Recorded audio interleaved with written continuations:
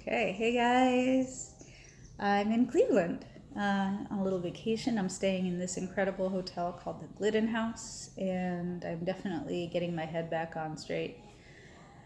It's really nice to get away for a couple days. So, wanted to talk to you about the next collection that's coming up from New Cobalt Designs, and that is the Return to the Big Island. If you have been with us for a couple of years, you may be already familiar with some of those scents, but the story behind the Big Island collection is as a kid, I spent a lot of time on the Big Island in Hawaii with my dad. My dad is a pretty avid scuba diver. In fact, he is a dive instructor. Very proud of him. And so I used to get to go like once or twice a year, which was pretty phenomenal. And spent a lot of time soaking up that vibe, that very primal earth. You know, you've got ground under your feet that's younger than you are. Just so beautiful and pristine and really indescribable in terms of the energy that comes from Hawaii. So I made some smells about it, and I hope that they translate my passion for that place and for that culture and for the aesthetic. Let me see if I can talk to you about a few of them in particular. So one of them that is probably an unexpected scent when you think about Hawaii is called Mauna Kea. And Mauna Kea is, from its base to its peak, the highest mountain on the face of the earth.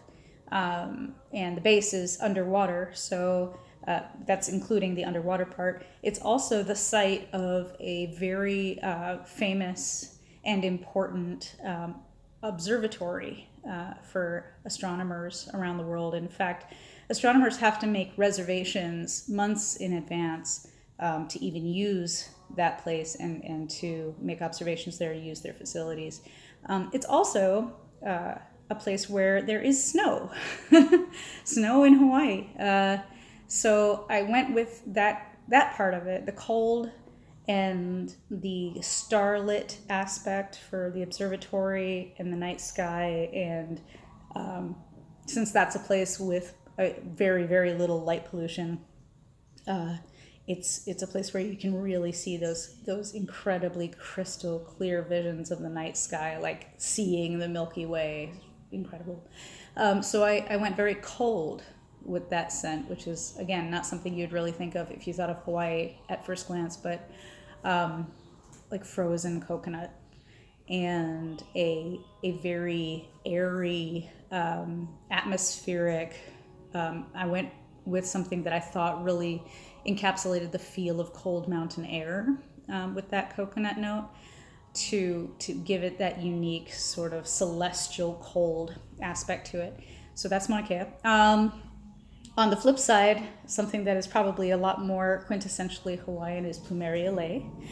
And that one, the challenge with that one was to capture the scent of Plumeria, because if you've ever actually smelled Plumeria, it is unlike anything else. And I certainly didn't find any essential oils or accords or perfume chemicals that even came close. So it was a challenge to sit down and just nose through until I got what I thought was an accord that really did it justice. I'm still not sure if I really nailed it. And I do have another chance to get a little closer, I think, because this year I'm working with slightly different ingredients. I will make a 2020 version of Plumeria Lei because of ingredient availability issues. But I think that's a good thing, because I think I'm going to get it closer this time. Now that I've had a little practice at it and I've had time to explore some different ways of getting at that true, real, lush, living Plumeria scent. I think I can nail it closer this time.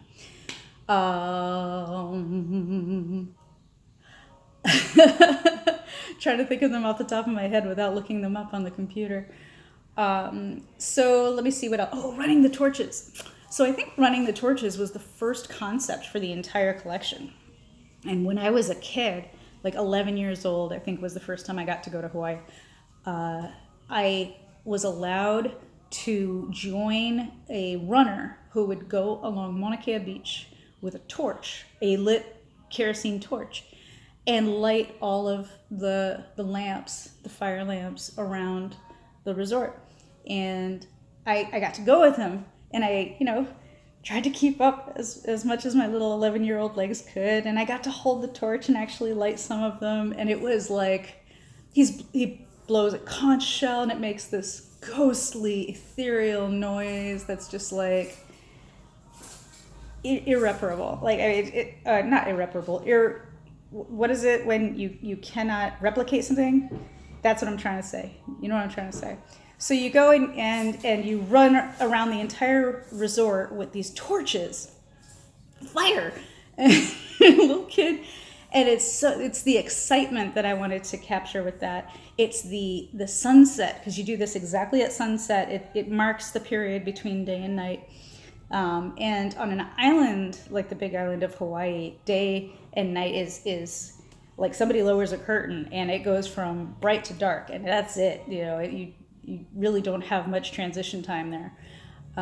So that rite of passage for the day and the luminous reds and golds of the sunset over the Pacific Ocean and the actual fire and all of that. I wanted to get that thrill translated into scent. So that's what I went for with running the torches. The notes are... I remember I put ginger in there and some wood smoke, but I don't have my recipe cards with me, so use your imagination. What else is going on in that collection? I've got one called Ohana, which is about the loving kindness of family, whether that is family by choice, family by blood, family by accident and circumstance, the connection that we have with special people who really become a part of our hearts. Ohana is kind of a pan to that. Along with that, there's kind of a brother scent to that called Kahuna, which was a memorial scent to my brother by choice, Garrison, who passed away last year.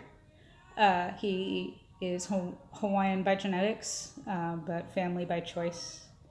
And he moved on and left this earthly plane to go hang out and play sick guitar riffs in the great beyond, whatever his great beyond may be. So Kahuna is about him.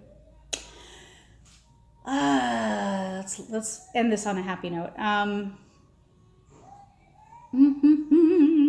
Hi'ilawe Waterfall. That's a good one.